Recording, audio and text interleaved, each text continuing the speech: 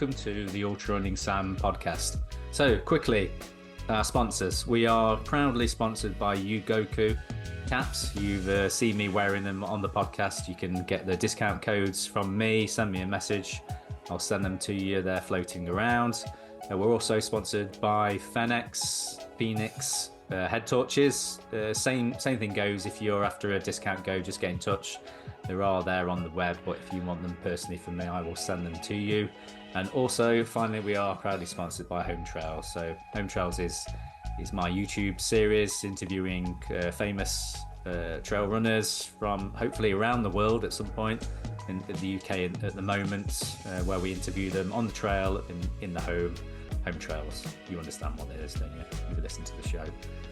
That's hopefully turning into a bit of a brand, so keep your eyes peeled for that. Okay, on with the actual show.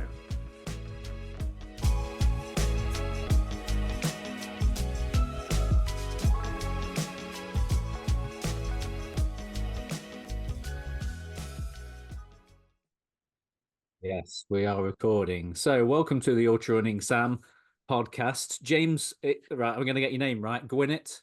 Gwinnett. Yeah, it gets a few different pronunciations and spellings. It's a fairly unique one. So I suppose, yeah, it is two N's, so it would be Gwinnett. Yeah. Excellent. Normally I'll start with something like that if I'm not quite sure of someone's name, and it either breaks the ice or I end up offending them. So either way, it breaks. I've had all sorts. I was at a university with a French lad who proceeded to tell me that une gouine is a lesbian in French. So a gouinette is a little lesbian. And I therefore had little les on the back of all my university stash. So there you go. You couldn't offend me. Don't worry about it. I couldn't get any worse than that. No offense to any lesbians listening, obviously. No, obviously not. Or any little ones for that matter. Excellent. Okay, so we're off to a good start. So basically, the reason why this interview's happened because I wasn't aware of you at all until I saw a post by a good friend of mine and an ex-coaching client that from when I was coaching ultramarathons. Matt Fynn. I almost forgot his name. Poor Matt. Hopefully, if I have to prompt you there. Yeah. Matt Fynn. So I saw that he put up a post with the quote that he'd. So how much? What sort of input did he have into the book then? And how do you know each other basically? Yeah, the book it's Ready Set Life. I can do the old plug it there on the screen. It's a bit of my life. It's a bit of other people's lives. The easiest way of describing it is it's a bit like a series of podcasts in terms of the different chapters. So interwoven through what I like to think is my life's been, met some interesting people, done some interesting things, seen some interesting things. Interwoven through my experience is our interviews with some of those interesting people to talking about various different worldly topics that we can come on to. And Matt and I, we actually met on social media. We were sort of our paths crossed through the running community. We started following each other, and it transpired that we were both building up to the Kent and Avon canal race a couple of years back, and we both signed up independently and learned that we were to be running it. And we met the night before, had a quick bowl of pasta and a drink, and then sort of got together on the start line and plodded off from Paddington towards Bristol. But as you do on these epically long races, you get chatting, and I think everyone has got a story on the start of an ultramarathon start line. And I got into my story, and Matt got into his story. And a couple of years later, when I sort of thought, oh, actually, it might be fun to write a book, I didn't actually sit down and think I'm going to write a book now. It just evolved as a series of conversations, one of which was with Matt. And as I started thinking about my life and the people that have come and gone through it, I thought that actually Matt would be a phenomenal contributor, interviewee, as part of my journey up towards getting onto the Kent and Avon start line and ultimately the finish line. Because we ran a lot of it together and crossed the line within about an hour of each other, and both on the imaginary podium. And his is a story of just absolute inspiration in terms of what he went through as a kid and mental ill health in his 20s, and coming back from that to be doing something like the Kennet, and he's gone on to do the Wild Horse 200 across Wales, and I saw him a couple of actually last weekend to give him a copy of the book. He's now eyeing up the spine race, and just whereas I've sort of retired, he's just going further and further, and fair play to him. Yeah. So yeah, he's mentioned in passing in, oh crikey, this is putting my knowledge to the test, chapter 14, I think, which is about finding the funny in horrible situations, and then chapter 15, which is where I recount the Kennet race, and that story of sort of overcoming adversity and not quitting, which is, let's face it, that's what ultra running is, isn't it? Yeah, basically, yeah, absolutely, in a nutshell. So who was in front of who in that race then? I just picked him by it's about an hour between us. There was some Eastern European sort of cyborg person who ran the whole thing in, I don't know, 4.5 hours. I think he beat me by about 5 or 6 hours, but I couldn't have cared less. I came second, and Matt came third. I got to the penultimate checkpoint, and I sat down and I had a bowl of rice pudding, and I just chatted absolute shit to the marshal. I can't remember a word I said, and he was humouring me, bless him. And the rice pudding gave me a bit of an energy boost, and I powered through the next few miles, and overtook a couple of people. I got to the penultimate checkpoint and said, "How many people have been through?" And the guy said, "Oh, only one." What? I couldn't believe it. I'm not. It's stupid, but I don't class myself as a runner. I'm 6'5", away just shy of 100 kilos. I can plod, but I'm not quick. And I hadn't overtaken Matt during that time. So I genuinely wondered if he was leading the race, because, as I say, we'd certainly run most of the first half together. At one point he'd stop and I'd carry on, and then we'd catch each other up and sort of do that interchange, sort of see each other at checkpoints and then leave together and do that sort of stuff. But in the middle of the night, I thought he'd gone ahead of me. But it transpired that he was, when I left it, as I say, the penultimate, I was in about 5th or 6th place, something like that. And he wasn't too far behind. So we both caught up, both picked off a few of the people in front of us, and came in. I came in second, he came in third. As I like to give him credit about that, because he also did the I don't know if you know the Wall, the rat race event from Carlisle to Newcastle, which I also did, but we didn't do it together. I did the version of it a year or so before he did, a couple of years before he did, and his time in the Wall was a darn sight quicker than mine. So when it came to the Kennet, I like to give him a bit of chip that I managed to pip him in that one. Yeah. Good. So I was there on the finish line when he came in, and I sort of saw his face. He was, "Oh, damn it!" But no, it'd be great. We had a bit of a cuddle on the finish line, which was nice. Yeah, he's a good lad. Yeah. I think I was still coaching him for both of those races. Yeah, Right, brilliant. Before he abandoned me to self-coach. I like to think that we've had this conversation, that I taught him everything he knows, so now he can without doubt self-coach. And I'm looking forward to not actually had him on the podcast. So I promised him that if he ever does, the deal is that he has to do a spine race before I'll let him come on the podcast. So make sure he was chatting to me about it just a week ago, saying, "Oh, I'm thinking of doing, make sure I need to get permission from my fiance," and she was there as well, and she was sort of, like this. Oh, for God's sake, right? But yeah, make sure he commits to that. He's destined to do it. He loves the really long stuff. He's even so when I first started coaching him, he was like absolutely like sort of chomping at the bit to do long stuff. And I was like quite cautious with him, trying to hold him back a little bit and just say, just work your Well, way up. And he was like, no, no, no, I want to, I really want to, you really want to do this 100 miler and stuff. And the then I want to, Kennet was his first 100 miler. yeah, So he yeah, went straight from the wall, which was 70 miles, to the mm, Kennet, which is twice the distance, quite, 150 yeah, plus, isn't it? 145. I was yeah. like, maybe do a 100 just to see, but no, fair play to him.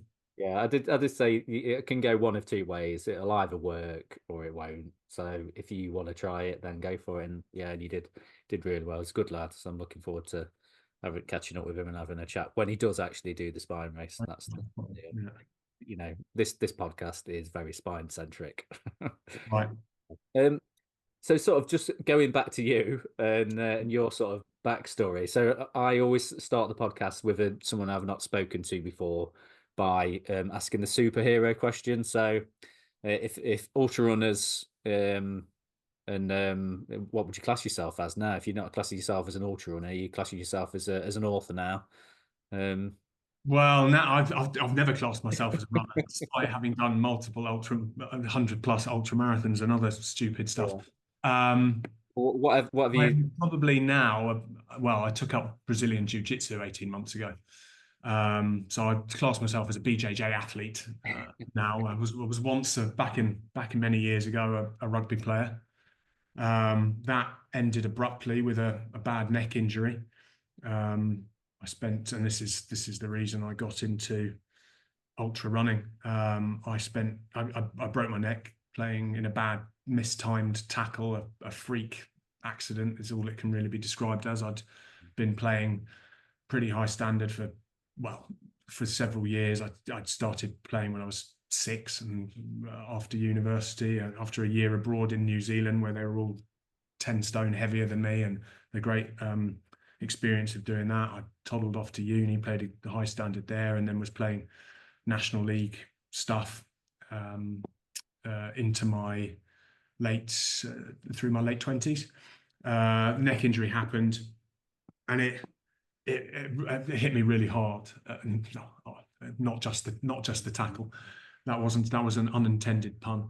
I had built up this identity of being as I say, the 6'5", 17 stone, strapping alpha male, masculine lads. Oh, I can down as many pints as I like after a game, and it doesn't even hit the sides. That kind of thing, and the neck injury, the having to wear a neck brace for 3 months, be signed off work, being told that I wouldn't be able to play again.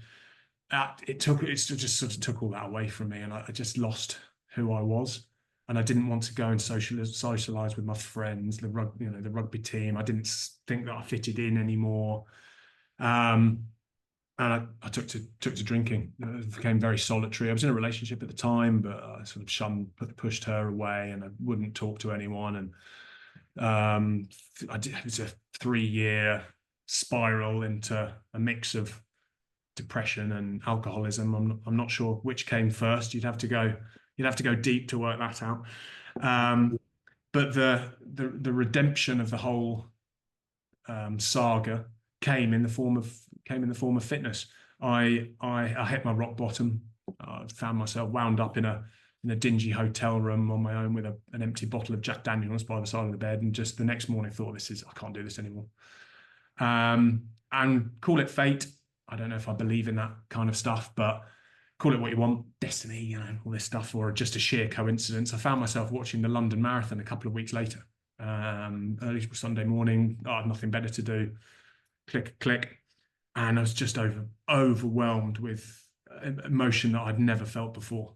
Just seeing 40, 50,000 people pushing themselves through hardship, charity people dressed up as dinosaurs and coffee mugs and carrying tractors, and just absolute this pinnacle of human endeavor. And it just hit me. This is it. I need this. This is going to be when you embark on the AA program, they get you to find what they call your higher power.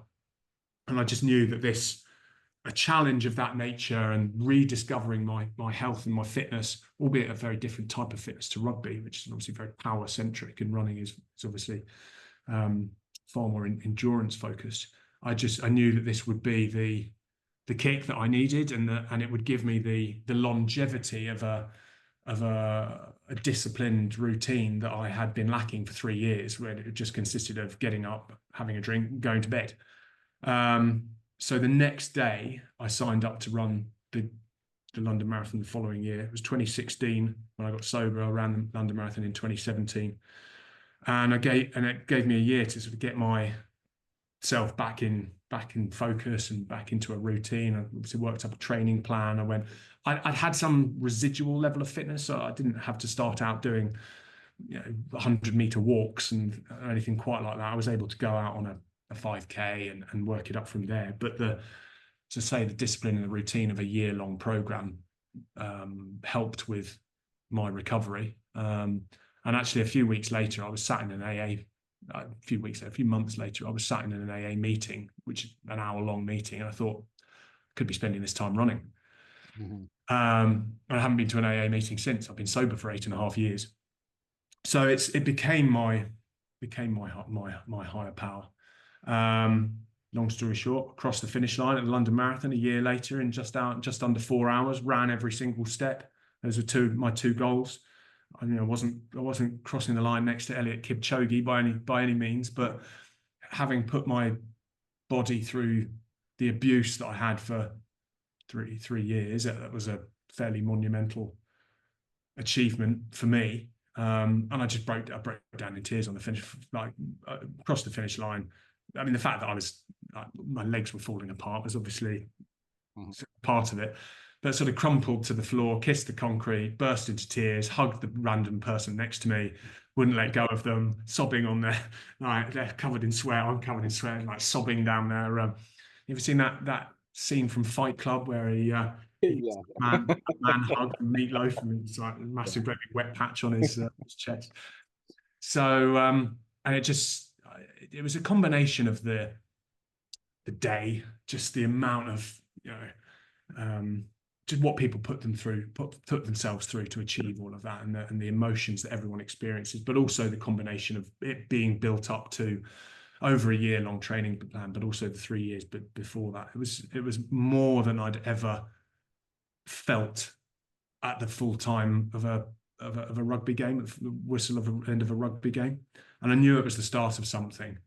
And I gave myself a couple of weeks off walking backwards down flights of stairs because of eccentric exercise and all that stuff, which is a hilarious phrase because it conjures up images of people pretending to play Quidditch.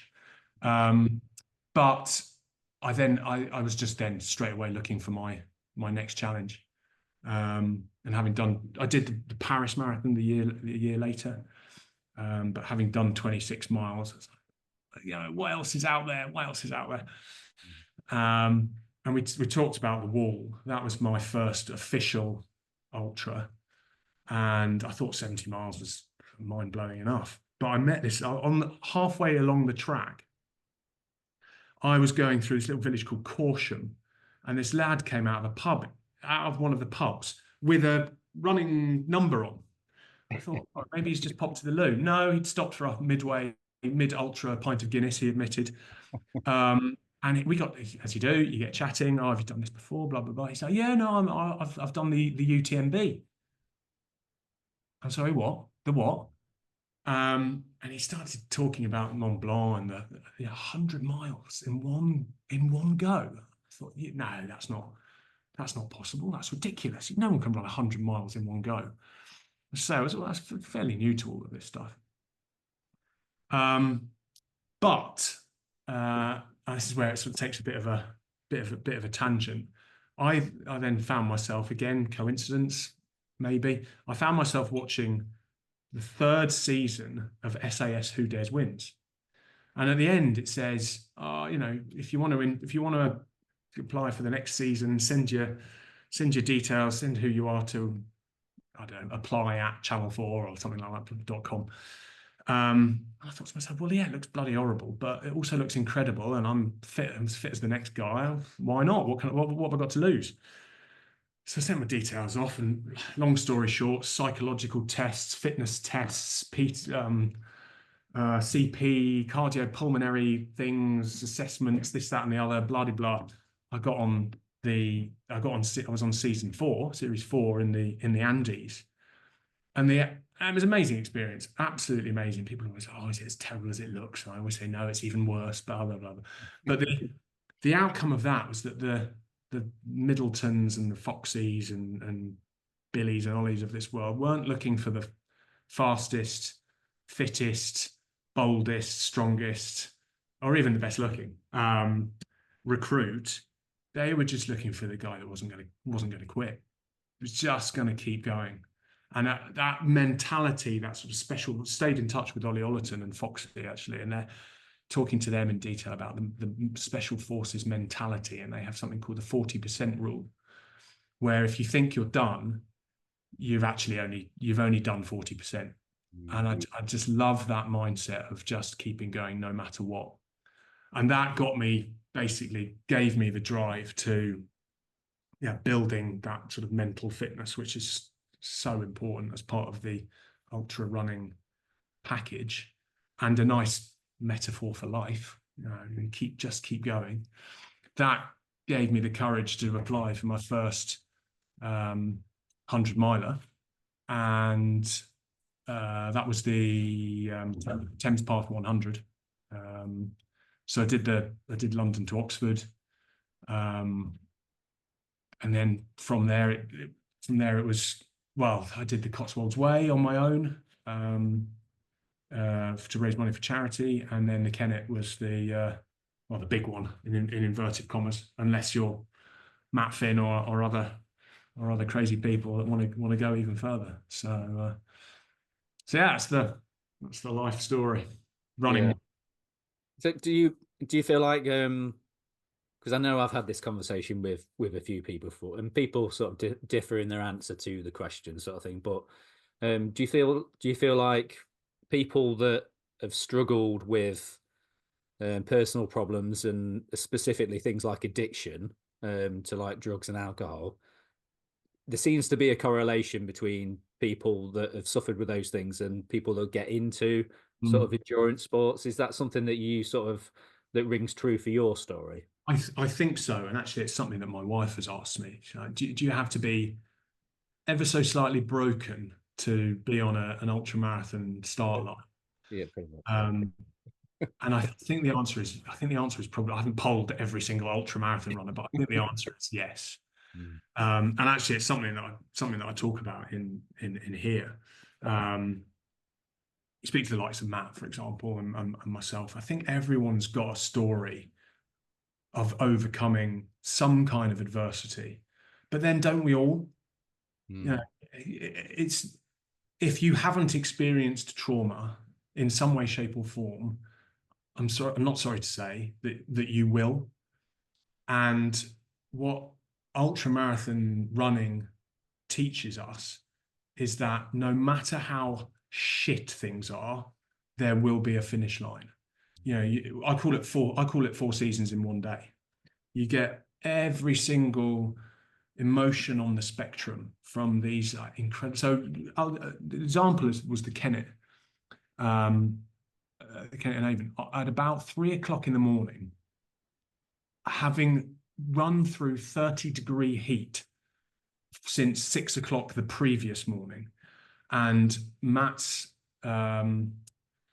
the guy that was supporting Matt, a guy called Rich, was basically carrying an ice bucket across the country for us. And every time we saw him, we took our running caps on, took a handful of ice and put the cap back on. We just had this nice cool drip down our cheeks. And my wife was sort of trailing through Reading with ice lollies. And it was just, it was absolutely brutal.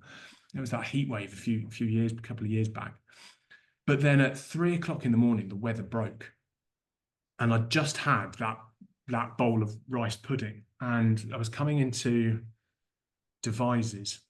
If you know that, that's where the Cane Hill locks. So when you've got that canal section of the canal where you've got like 20 locks in a row, that's just outside Devizes. So it's reasonably famous. But anyway, the weather broke, and I was running through these fields outside of the town, and I could just see this, like, the most spectacular light show you can imagine. This red hue and these flashes of orange light off in the distance. And it was just mesmerizing.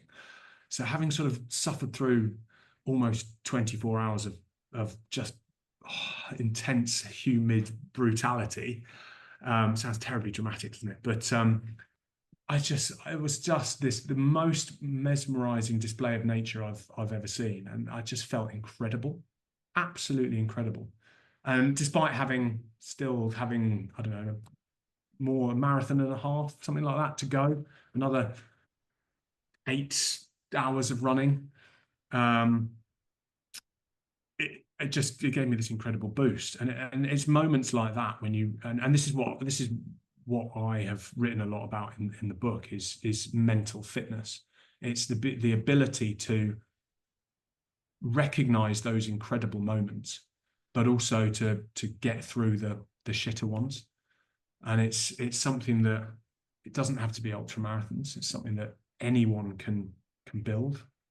But it is arguably the most important part of our fitness, because our brains power everything else that we do. Your brain is responsible for the output of the body. So it's something, yeah, as I say, it's something I talk about in Ready Set Life is how to build it, and simple things like just paying attention to how we feel. Thinking about thinking is something sciencey people call metacognition. And it just that ability to recognize the emotions that you're going through and what you're feeling and how you then deal with them is something that we don't pay enough attention to. You know, we're all very much like, we know how the operating system in this thing works, and we're all like this, but we don't know how the operating system works in there.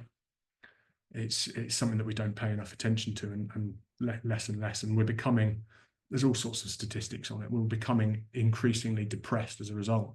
Our mental health is doing this. And I always say that it's not about everyone going out and running an ultra marathon.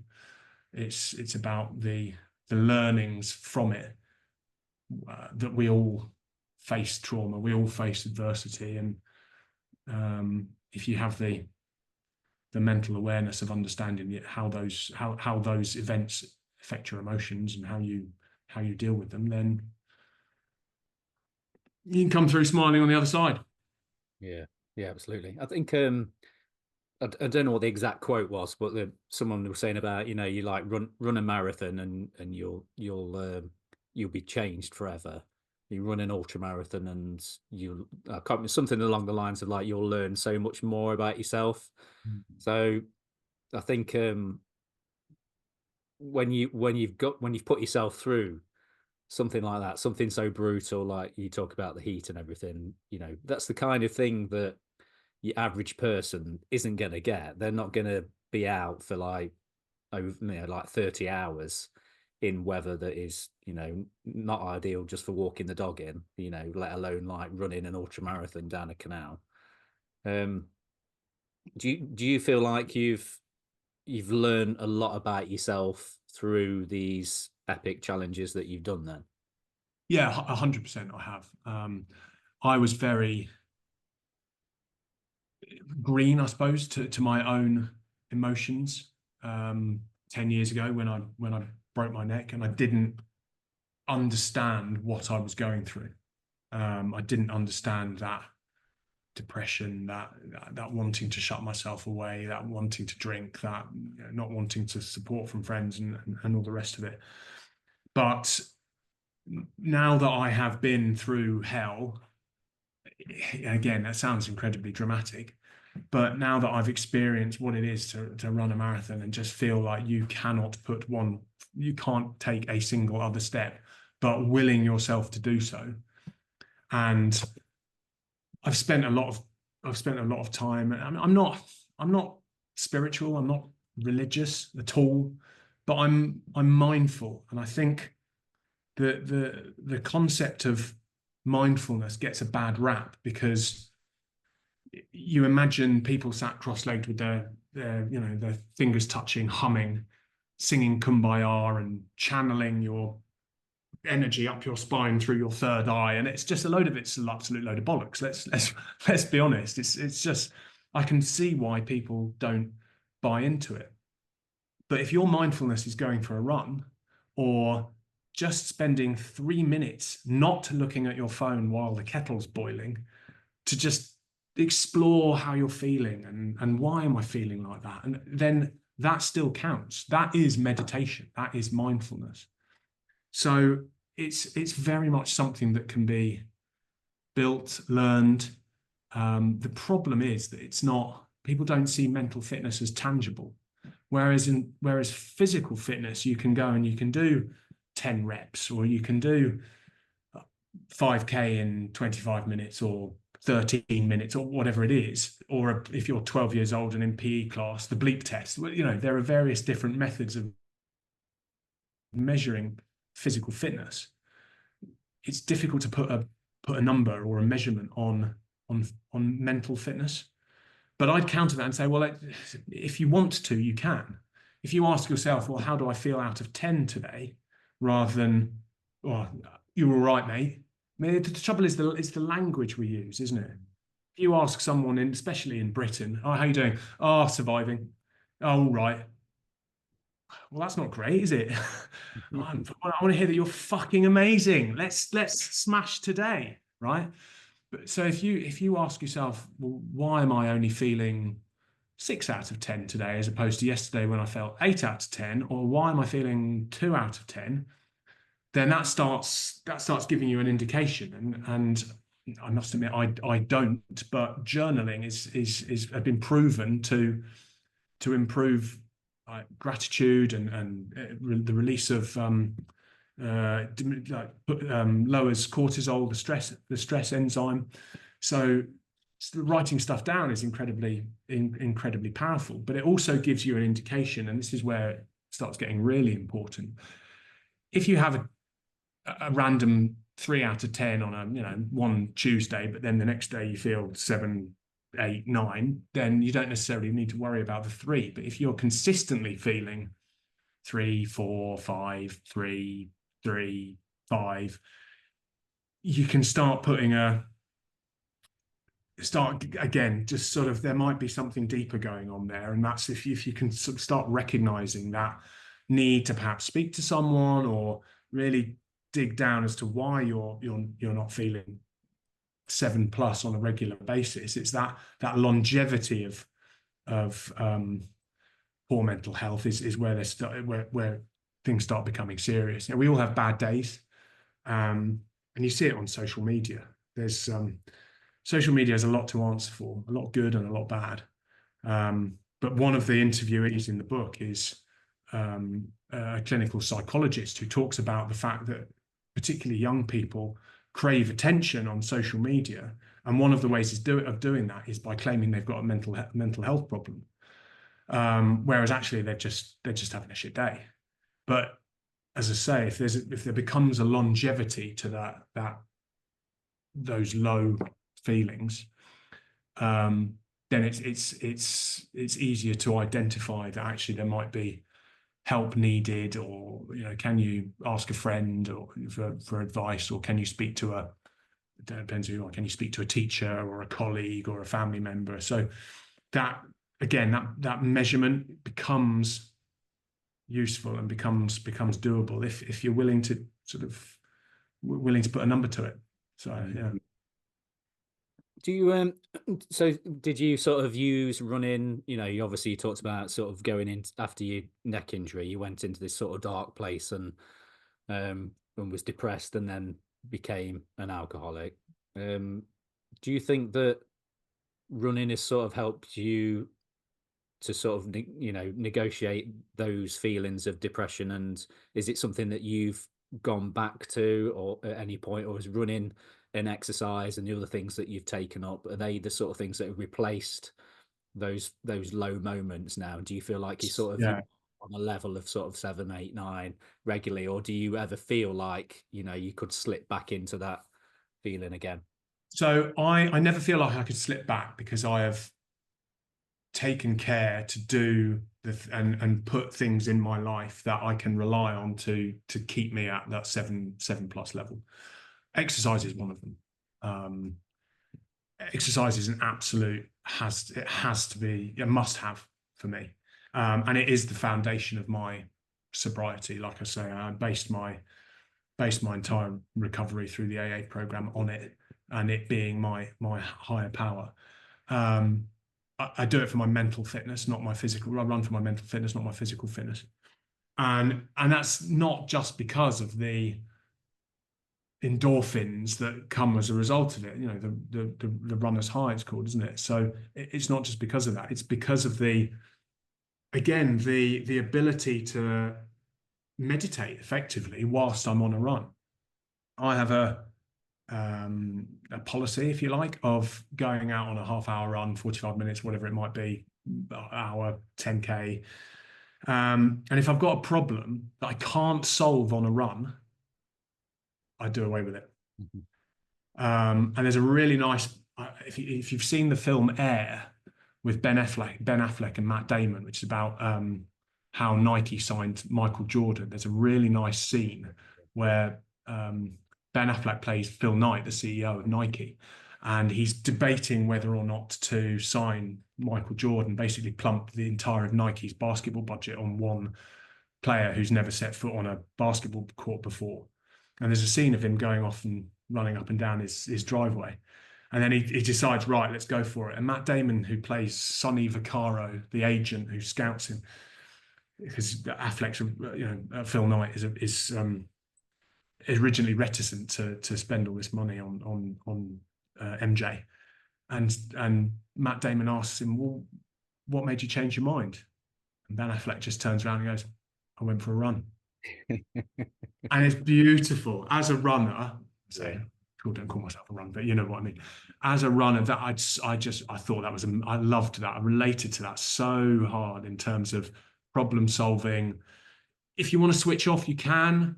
Sometimes when you're an ultramarathon, you have some absolutely crazy thoughts. It's the full range of the spectrum, isn't it? But it is that mindfulness. Now, aside from that, part of my becoming sober has allowed me to do more in my life than I could ever possibly have imagined. If you'd have told me 10 years ago that I'd be running ultra marathons, married, lovely cottage in the Cotswolds, there's a Foxload Labrador on the floor over there, I've got a 10-month-old son crawling around in the house, beautiful wife who is just an absolute inspiration to me. She's a high flying lawyer, and I'm doing well at a local PR firm in Bath. If you'd have told me all of that, I would have said, no way, mate. But it is without question my ability to get up early in the morning and go for a run, rather than spending all morning in bed because I'm feeling hungover because I've drunk a bottle of Jack Daniels, that has prompted me to be able to do more and be more of a husband and a father and a colleague to the people around me, and be more engaged with the circumstances that I find myself in, whether it be social settings with friends or boardroom meetings with colleagues. I'm more present. I'm more me.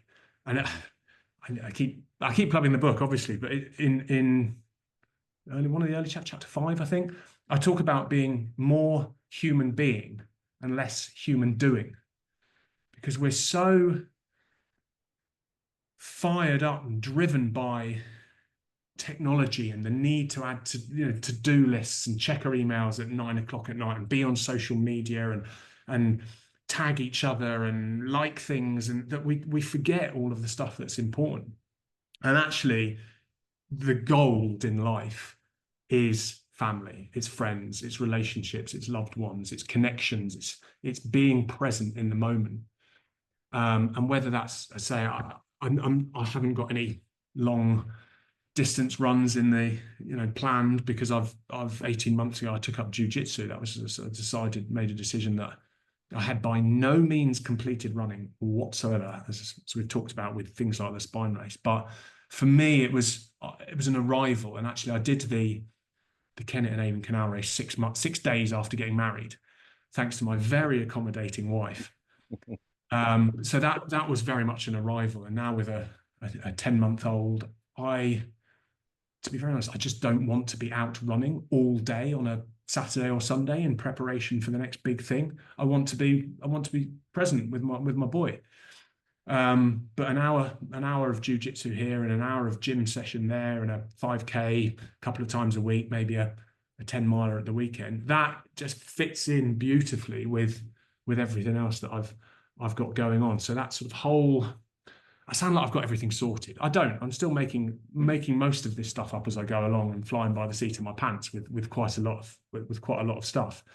But I like to think that my sobriety has got me to where I am in terms of contentment with life and a level of success that I am happy with. I don't need to be driving a souped up Range Rover or owning a £6 million house. We're content with this setup that we have. And my son arriving 10 months ago is just the most joyous moment of my life by a million miles. Second, not by a million miles. Second was getting married, obviously. I think probably third was that crossing the London Marathon line and hugging the stranger next to me. But obviously, way down from getting married and my son. But that putting those pieces of the jigsaw in place, thanks to the sobriety and thanks to that sobriety being driven by running, I find myself in a position that I'm very happy with. Yeah, it sounds like everything's sort of fallen into place over the years as you sort of made those adjustments. Well, yeah, I fall into place. I not to to challenge you on that, but I've done everything for those pieces. I've made those pieces fall into place. I like to believe it hasn't just happened by sheer luck. I've worked very hard to get fit and get physically fit and get mentally fit and all the rest of it in order to put those pieces in place, if that makes sense. Yeah. So do you feel now then this is why you've sort of come to the position in life where you feel like you can write this book, where because obviously for the listener and the viewer, admittly before we started recording, I admitted that I had a chance to read all the book. So this was like sort of we arranged this quite quickly, and you sent me a PDF, so I managed to scan through and sort of try and get the gist of the book. But what are you intending with this book then? I'm not going to ask you what the message of the book is, because that's like a cheesy question, isn't it? But what is the drive to put this book out there into the ether? What do you hope to achieve with it? Is it a case of like, this is my experience in life, these are experiences that I've collected, how does the book help? How will the book help my listener? So your average like ultra runner who trains, has a family, trains and does big races occasionally, or does their local ultra or marathon. How is your book gonna help them? So interestingly, the book, I mean, it didn't really start life as a book, if I'm very honest. It started life as here's an idea, and it actually came about as a result of finding out that my wife was pregnant, and the range of emotions that came as a result of that. The first one was, oh, fuck me. The second was obviously just absolute elation. And then the third was a mixture of the two, probably. But bearing in mind that the world, let's face it, the world is a mess. And it's quite a negative thing to say. And the book starts off it starts off extremely cynical, talking about the fact that there's all this stuff going on in the world. There's climate change, there's climate crisis, there's people blowing each other up in Israel and wars going on all over the world, and there's pediatric nurses being sentenced to 14 life sentences for murdering children, and there's identity crisis, and just there's all this crap that we as parents will have to help Freddie navigate, and that he will, when he's old enough, sort of begin to question and think, oh God, where do I fit in with all of this stuff? And hopefully he won't identify as a cat at the age of 8 or whatever these kids are doing these days. That is a thing. So the book came about as a well, how do I be a father, and what experiences have I had, and what have the experiences of the people that I have met, what has that taught them? And I started jotting down some thoughts, and I started having conversations with the likes of Matt and Ollie Ollerton from the SAS show, and a world record holding polar explorer, and a former England rugby captain, and a life coach, and a PT, and a former heroin addict, and a psychologist, and a specialist in anthropology, and a classics teacher. The list goes on. Just getting their insights into a range of topics, but also just how have they got through life. And so the premise of the book is that, yes, the world is a mess, but with the right attitude and by building mental fitness, actually we can make good of it. And the premise, of course, of ultramarathon weaves into that, in terms of it's about putting one foot in front of the other. But the book is more positive than that. It's not just getting through. It's not just surviving. It's thriving. And with the attitude of, okay, well, let's just ignore the fact that everything's a mess. Let's focus on ourselves. Let's be more engaged. Let's be more connected. Let's not follow the social media accounts that make us feel bad about ourselves. Let's grow our friendships. Let's be more present with our family. Let's achieve everything that we want to achieve. That's the positive takeout, motivational, hopefully inspirational takeout of it. That, yeah, it starts cynical, but it's light-hearted cynical. I swear a lot and take the piss out of people. But the overarching message is that actually we can all do great things. And it uses the example of George Mallory climbing Everest and being asked by a reporter, well, why do you want to do it? And his response was, because it's there. Let's just go out and do these things. Let's not question ourselves. The amazing, I do some motivational talking, and one of the points that I reference is that when I tell a random person on the street, let's say, that I've run a 100-mile ultramarathon, you get one of various responses. One is why, and well, I could tell you 100 reasons why not. There's a lot of chafing and all the rest of it. But again, the response is, well, bloody why? Well, why not? I mean, because it's just a phenomenal thing to do. The second response is, oh, I could never do that. Well, yeah, you could actually. I didn't think I could 10 years ago, but I've gone and bloody done it. And it's that instantaneous self-doubt that seems to drive so many people. And something I talked to Ollie Ollerton about actually in the book is our innate desire to protect ourselves, which is 2.5 million years of evolution still ticking along in the back of our brain. The lizard part of the brain that says, no, sit in the corner, eat, procreate, don't do anything that might cause you even an extra heartbeat a minute, because that's homeostasis gone. You know, we're no longer, we're in danger, we're not safe. Whereas actually, if you push yourself just a little bit and come out of your comfort zone just for a second, it results in incredible achievements. And the third response is I've run an ultramarathon, is, oh, you're mental, which that's not a nice thing to say. It's to be told, is it? The connotation, even if it's true. the connotation that I come up with in the book is Jack Nicholson being smothered by a pillow by the chief in One Flew Over a Cuckoo's Nest because he's just been lobotomized. That's mental, yeah?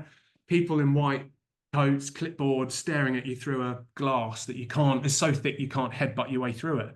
That's mental. Whereas if you're told you're physical, that's a compliment, isn't it? My man, I'm not ashamed to admit it. My man crush is Chris Hemsworth. Beautiful individual. I say I'm happily married to a beautiful lady. But Chris Hemsworth is a very fine-looking individual. My wife would agree with that. You would describe him as physical, would you not? Compliment. So you're mental, not a compliment. You're physical, compliment. But the point that I want to make is that being told you're mental should be a compliment because we should be paying more attention to how we think than how we look.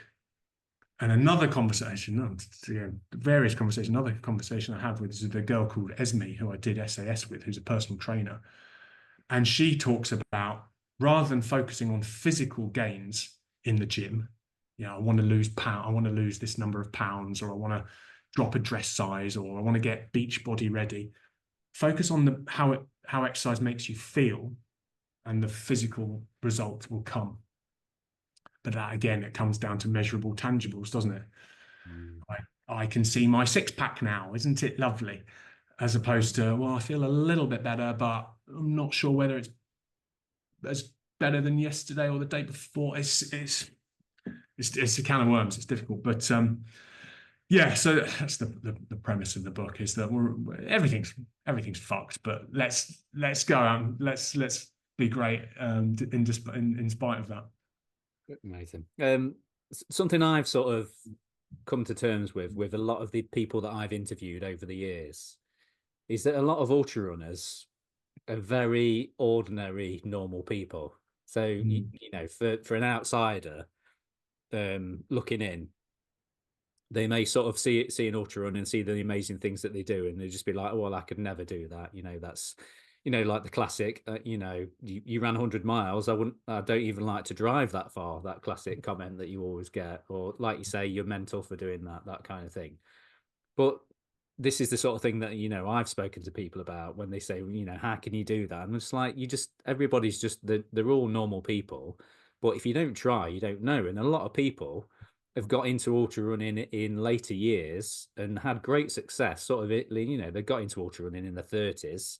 And sort of within sort of 3 or 4 years, they're winning like major races. And it's just, people don't realize what sort of inner talent or grit that they've got unless they try. Do you think that this book will sort of help people to realize that there's sort of more potential in people than they realize? Yeah, absolutely. And it's something I talked to Ollie Ollerton about from the SAS Who Dares Wins. He talks about infinite potential. And again, he's an ex-special forces operator. So he's more amazing than everyone. No, he's not. He's a normal guy. He just understands how his brain works.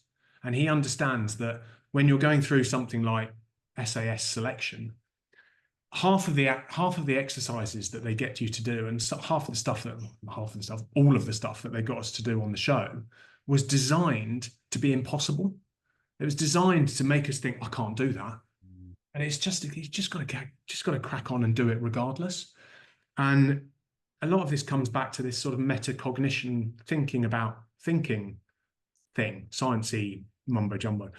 If you can recognize in your brain when you're telling yourself, I can't do that, because you are able to build your mental fitness and emotional awareness, if you can sort of clock that no, and Ollie gives the example of, if you're training for a 5K, your brain will want to stay sat on the sofa, dunking your custard cream in your tea, chilling on watching Netflix, right? And your brain will tell you, no, don't run today, run tomorrow. But as Chief Vital Statistics in Asterix says, tomorrow never comes. He's afraid that the sky's going to fall on his head tomorrow, but tomorrow never comes. Tomorrow never comes. Next day, your brain will not tell you, oh, now's the day, go and run 5K. Your brain will tell you, no, run tomorrow, run tomorrow, run tomorrow, run tomorrow. If you can clock that moment when your brain says no and override that, that's when all the great stuff happens. That's when you start reaping the benefits of better mental fitness, better physical fitness, better all the endorphins, all the achievements, all of that stuff comes with it. And it's again the special forces mentality of the 40%. You're not, you think you're done, you're not. Far from it. You come to a, grind to a halt, after 50 miles of an ultra marathon, think I've still got another 100 to go. But if you just put one foot in front of the other again for the next 24 hours, guess what? You get where you need to be. Winston Churchill said, "If you're going through hell, keep going." Mm. So it's very, yeah, very much that mentality of being of recognition of those negative thoughts, which again are ingrained into us because of evolution and survival. The 2.5 million years ago, our ancestors wouldn't remember the 9 tasty berries out of 10. They'd remember the one that tasted awful because it could poison them. And so there's very little benefit to being positive in terms of our survival. But there is a lot of benefit to being positive in terms of our fulfillment, our contentment. Ollie says there's no comfort in the comfort zone. You've got to push yourself to fully experience life and everything that it has to offer, and in order to achieve your goals. And if your goals are too easy, if your goals are too easy to achieve, they're not goals. Mm. They're just it's sort of just day-to-day living.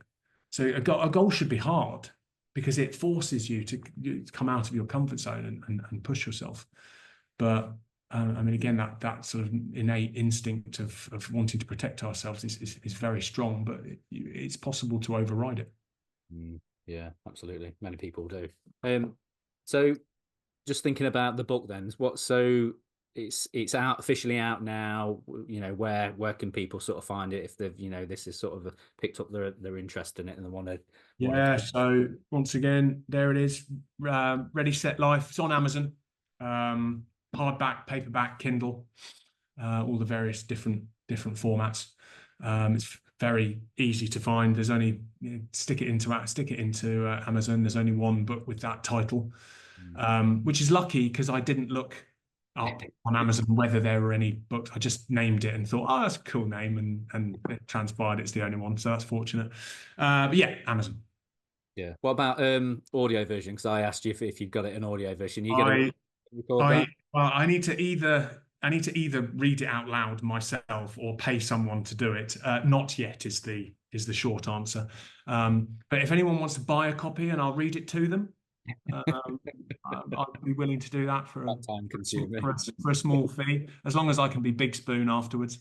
I think Bedtime reading. I think record it in your own voice. Yeah, I Yeah. think Actually, there's a lad in my BJJ club who said, "Oh, yeah, same thing. Oh, can I have it on audio, mate? I don't read much." And he can read, bless him. It's just the way that the message came across. And I said to him, "Oh, look, mate, for you buy a copy and I'll read it to you." Yeah. But then, given that BJJ is basically about cuddling other men, it seemed appropriate. So I've promised I'll do that. I'm not sure I'll stick to that one, but Yeah. Well, I'm a big proponent of audio books because literally I'll listen to audio books and podcasts when I'm running and when I'm well, working.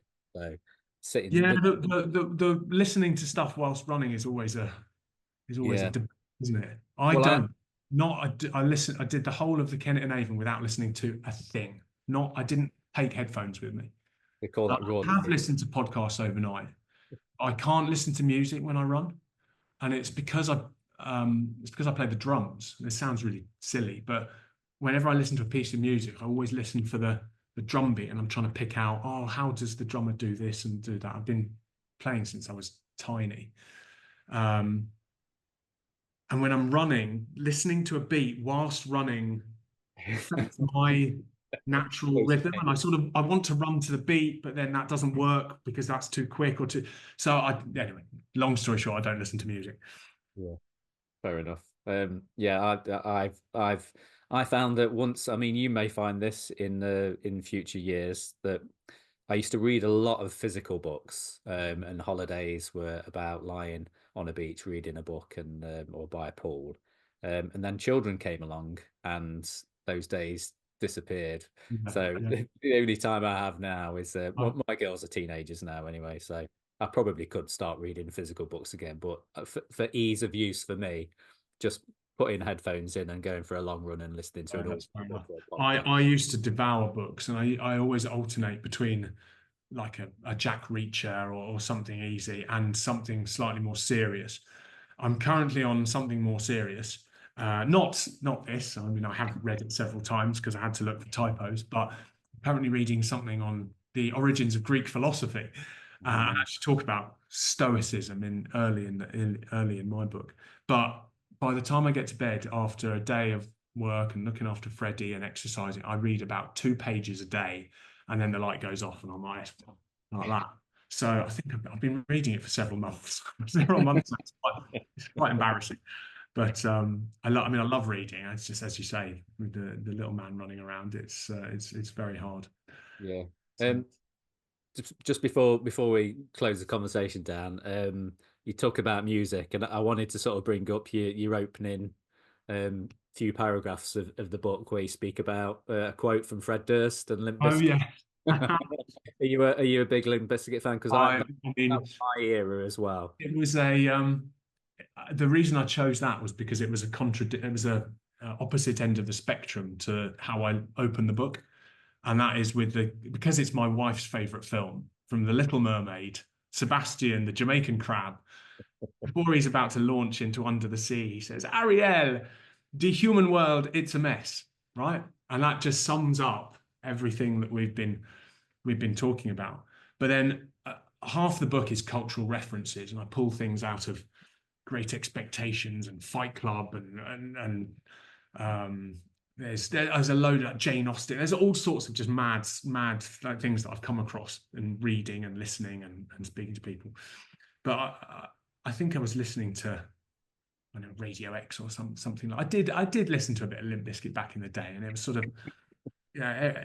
The quote I pull out is about how new metal is the most hated of all the genres, but I think my sort of teenage surliness, and actually the drummer's quite cool. I can't remember, it's John Otto, I think his name is. He's quite cool. I used to like those music videos where there was like scantily clad ladies dancing around his like enormous, great big double bass drum, cymbals everywhere, racks of drumware.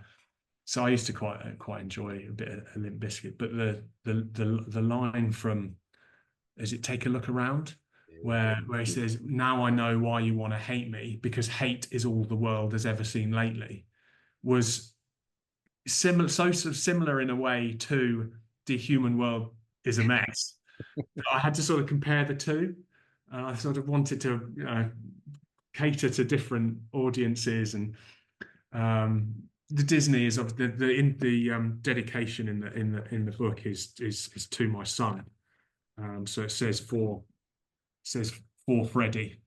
Um, so the sort of the Disney references for him, and then I don't know, Limp Bizkit somewhere for other people who don't hate new metal like most people do. So hopefully caters to Yeah, everyone. awesome. Well, I'll make sure that when I post about this interview, the music I'll be using will be. Yeah, Yeah, maybe I'll use the Little Mermaid one for another post, maybe. love that. Yeah, the juxtaposition of the two is nice. Yeah. Awesome. Well, how can people sort of follow you? Are you on all so Yeah, I'm on the gram. Um, I'm not on TikTok because I'm 40 years old.